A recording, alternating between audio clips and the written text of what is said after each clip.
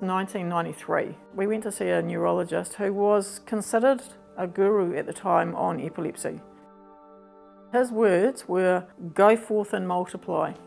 They were his words. He was, just joking, but there was absolutely nothing wrong with the medication.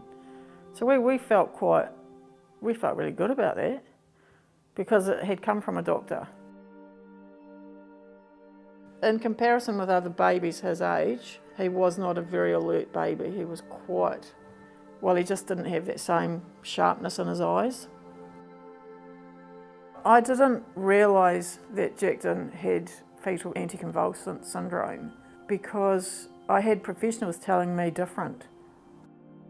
He was being diagnosed with all the things that come underneath the syndrome individually, so we had no idea he even had a syndrome until he was about 13, when he was actually diagnosed.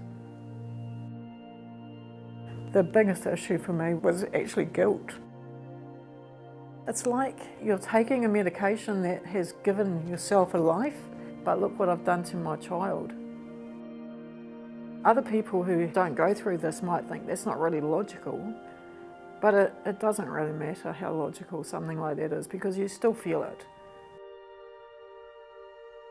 If I had known that I would have had a child that would have needed ongoing support, that they weren't going to be fully independent in terms of I earn my own income, I own my own house, I buy things that I need, and I've completed study.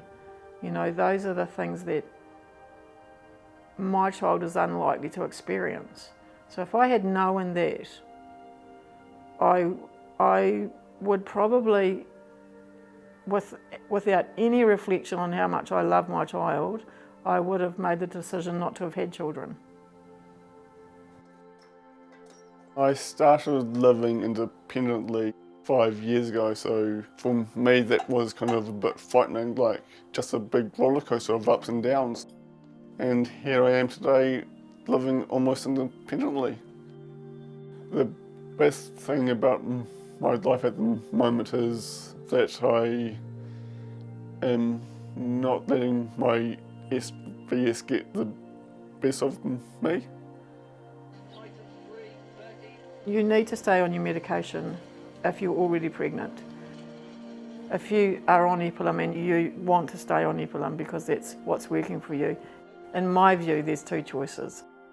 You do have the choice not to have a family, or you have, I guess, a choice that you would need to see your doctor and you'd need to talk about a change in medication and how that might look for you.